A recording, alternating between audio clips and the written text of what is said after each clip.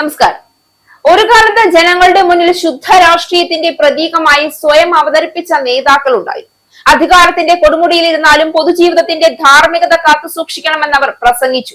എന്നാൽ ചരിത്രം പലപ്പോഴും ഒരു വിചിത്ര സത്യം തെളിയിച്ചിട്ടുണ്ട്. അധികാരം നീണ്ടു നിൽക്കുമ്പോൾ ചിലർ ജനങ്ങളുടെ വിശ്വാസത്തെ സ്വന്തം കുടുംബത്തിന്റെ സ്വകാര്യ സ്വത്തായി കാണാൻ തുടങ്ങും. അപ്പോൾ ജനാധിപത്യം ഒരു ഭരണ സംവിധാനമല്ലാതായി മാറും. അധികാരവും ബന്ധങ്ങളും ചേർന്നൊരു അദൃശ്യ സാമ്രാജ്യമായി മാറും. ഇന്ന് കേരള രാഷ്ട്രീയത്തെ പിടിച്ചുകുലുക്കുന്ന CMRL എക്സാലോജിക് വിവാദം ഉയർത്തുന്ന ഏറ്റവും വലിയ ചോദ്യം അതാണ്. മുഖ്യമന്ത്രി പിണറായി വിജയന്റെ മകൾ വീണ വിജയനും അവരുടെ കമ്പനിയായ എക്സാലോജിക് സൊല്യൂഷൻസും CMRL നിന്ന് കോടികൾ കൈപ്പറ്റിയെന്ന ആരോപണം ഇപ്പോൾ വെറും രാഷ്ട്രീയ വിവാദത്തിന്റെ പരിധി വിട്ടിരിക്കുകയാണ്. സീരിയസ് ഫ്രോഡ് ഇൻവെസ്റ്റിഗേഷൻ ഓഫീസിന്റെ റിപ്പോർട്ടും എൻഫോഴ്സ്മെന്റ് ഡയറക്ടറേറ്റിന്റെ അന്വേഷണവും പുറത്തു കൊണ്ടുവരുന്ന വിവരങ്ങൾ ഗുരുതരമായ ചോദ്യങ്ങളാണ് ഉയർത്തുന്നത്. സേവനം നൽകിയില്ല എന്ന കണ്ടെത്തലുകൾക്കിടയിലും 2.78 കോടി രൂപ എക്സാലോജിക്കിനും വീണ വിജയനും ലഭിച്ചുവെന്നാണ് അന്വേഷണ രേഖകൾ വ്യക്തമായി പറയുന്നത്.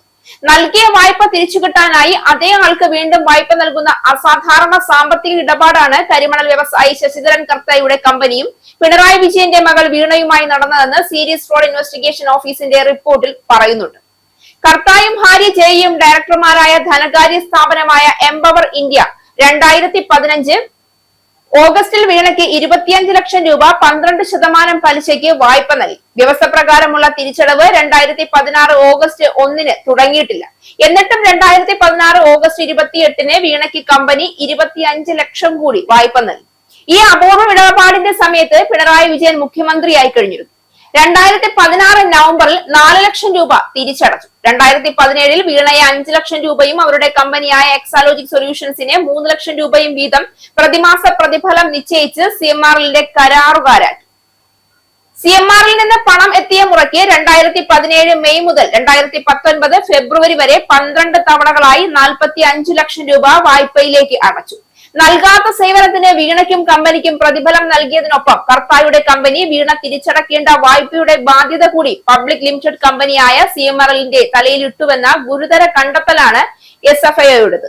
സംസ്ഥാന സർക്കാരിന് കീഴിലെ KSIDCക്ക് CMRLൽ 13.4% ഓഹരി പങ്കാളിത്തം ഉള്ളതിനാൽ നഷ്ടമായതിലൊരു പങ്ക് പൊതുപണമാണ്. എറണാകുളം പ്രത്യേക കോടതിയിൽ SFIO നൽകിയ ഈ റിപ്പോർട്ടിന്റെ ചുവട് പിടിച്ചാണ് കള്ളപ്പണ ഇടപാടിൽ എൻഫോഴ്സ്മെന്റ് ഡയറക്ടറേറ്റിന്റെ അന്വേഷണം നടക്കുന്നത്. തിരികെ അടയ്ക്കാത്ത വായ്പയുണ്ടായിരിക്കെ വീണ്ടും വായ്പ അനുവദിച്ചെന്നും പിന്നീട് CMRL നിന്ന് എത്തിയ പണം ഉപയോഗിച്ചാണ് തിരിച്ചടവ് നടന്നതെന്നും അന്വേഷണ ഏജൻസികൾ ചൂണ്ടിക്കാട്ടുമ്പോൾ സാധാരണ ഒരു യുവ സംരംഭകനോ സാധാരണ പൗരനോ ആയിരുന്നുവെങ്കിൽ ബാങ്കുകൾ പോലും വാതിലടക്കുന്ന സാഹചര്യത്തിൽ ഇത്തരമൊരു സാമ്പത്തിക അനുഗ്രഹം എങ്ങനെ സാധ്യമായി എന്ന ചോദ്യം സ്വാഭാവികമായും ഉയരുന്നു. കേരളത്തിലെ സാധാരണ ജനങ്ങൾ ഓരോ ദിവസവും ജീവിത ചെലവിന്റെ ഭാരം ചുമന്ന് മുന്നോട്ട് പോകുമ്പോൾ അധികാരത്തിന്റെ കേന്ദ്രവുമായി ബന്ധമുള്ളവർക്ക് വേണ്ടി നിയമങ്ങളും സാമ്പത്തിക തത്വങ്ങളും വേണ്ട വിധത്തിൽ വളച്ചൊടിക്കപ്പെടുന്ന പ്രതീതി ജനങ്ങളിൽ ശക്തമാവുകയാണ്. അതുകൊണ്ടാണ് ഈ കേസ് വെറും ഒരു കുടുംബത്തിനെതിരായ ആരോപണമല്ലാതാകുന്നത്.